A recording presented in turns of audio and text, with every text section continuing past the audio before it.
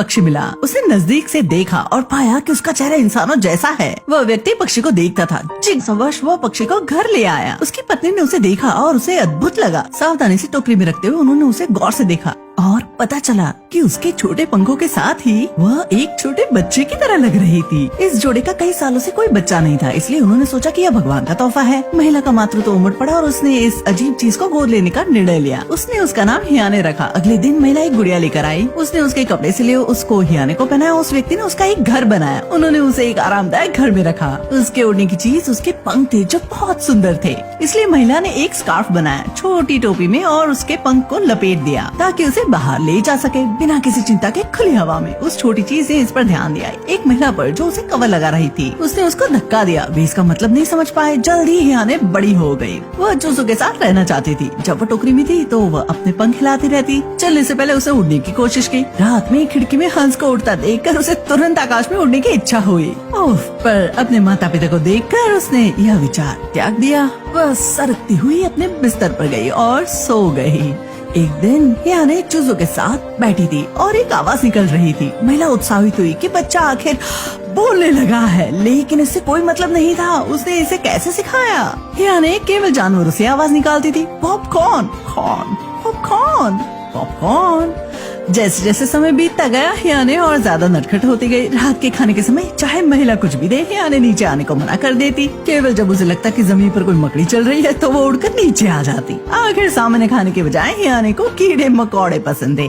चाहे महिला की तबीयत खराब हो, वह कुछ कीड़े जरूर इकट्ठा करती उसके खाने के लिए। कुछ दिनों बाद महिला ने हियाने को रेस्टोरेंट में खाना खिलाने का निर्णय किया। वहाँ हियाने ने देखा कि एक तोता पिंजरे में है। वह पंख हिलाने के सिवाय मदद नहीं कर सकती, लेकिन उसके पंख कैप से बंधे थे। महिला ने उसे छिपा दिया। जब उसे पता चला कि उसे कोई पकड़ लेगा, उसी समय एक शिकारी आया। महिला ने उसकी पीठ पर शिकार का सामान देखा और चिंतित हुई। फिर उसने हियाने को बंद कर दिया शौचालय में ताकि शिकारी से छिपा सके। लेकिन जब उसने फिर से गेट खोला तो हियाने जा चुकी थी। वापस आओ, वापस आओ हियाने।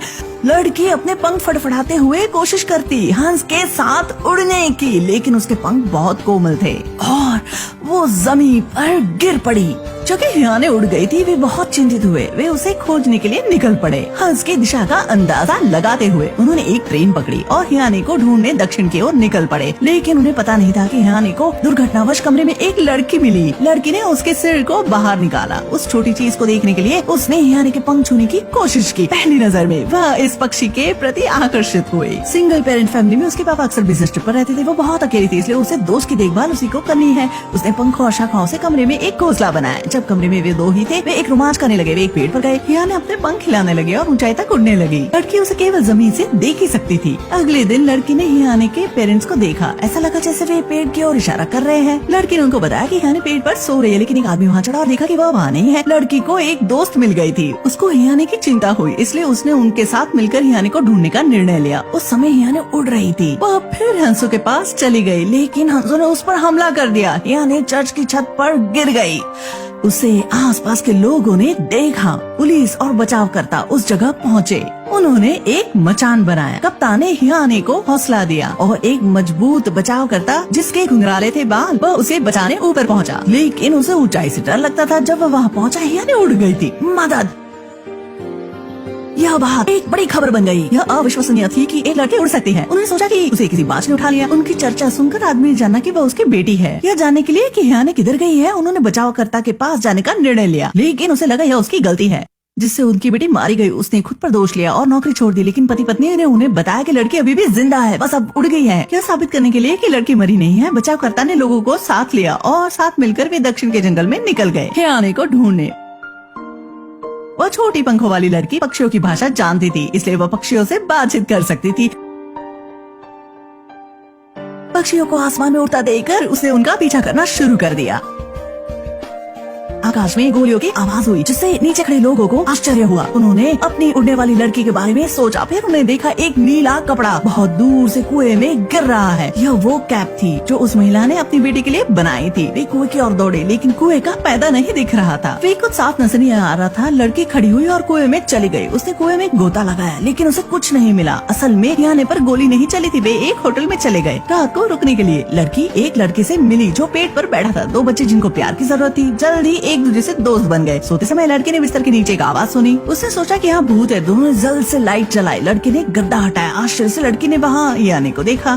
तीनों अलग अलग बच्चे एक दूसरे लिपट गए और सो गए। अगले दिन लड़की ने पति पत्नी को बताया कि उन्हें यानी मिल गई है, लेकिन उन्होंने देखा कि यानी फिर से चली गई है। उन लोगों को लगा कि वह ज्यादा दूर नहीं गई है, इसलिए वे एक साथ बाहर निकल गए। लेकिन लड़की वहाँ रुकना चाहती थी, उसे अकेले लड़के के साथ, इसलिए वे पति पत्नी और बचाव करता फिर से सड़क पर आ गए। रास्ते में बचाव करता बहुत थक गए, इसलिए वह रुक गया। कुछ देर के लिए भी अलग अलग हो गए। रात में बचाव करता एक खेत में सो गया। अचानक वो छप्पर से गिर गया। उसे देखा कि हियानी को पकड़ लिया है। उसने अपने ऊंचाई के डर को चुनौती दी। पेड़ पर चढ़कर उसे हियानी को बचा लिया। उसने उसके घाव वाले पंखों को ठीक किया। अगले दिन वह उन पति पत्नी से मिला और उत्साह के साथ उसके बारे में बताया। लेकिन महिला उदासी थी। सब लोगों ने उसकी बेटी को देखा था। उसने अब तक अपनी प्यारी बेटी को क्यों नहीं देखा? आदमी चिंतित था क्योंकि वह समुद्र के पास थी। उनकी चोटिल बेटी समुद्र के पार दक्षिण में नहीं जा सकती, इसलिए इन पति पत्नी ने एक मोटरसाइकिल ली और तेज रफ्तार से समुद्र की ओर चले, इससे पहले कि उनकी बेटी समुद्र को पार करे। लेकिन उन्होंने इसे फिर खो दिया। जब वे बीच पर पहुंचे, हियाने पहले से ही समुद्र के ऊपर थी। वे केवल बीच पर खड़ी होकर और एक दूसरे से लिपटे हुए अपनी बेटी को उड़ते देख सकते थे। हालांकि वे उसका जाना बर्दाश्त नहीं कर सकते थे। अब उन्हें सच्चाई को स्वीकार करना होगा। जब वे घर लौटने वाली थी तो आदमी को लगा कि कुछ गलत है, इसलिए वह समुद्र किनारे गया। ऐसा हुआ कि हिया ने अपनी ताकत खो दी। वह समुद्र में गिर गई। भाग्य से आदमी वापस आ गया और अपनी बेटी को लहरों से वापस जिंदगी में ले आया। रात में बेटी के आने की खुशी में परिवार ने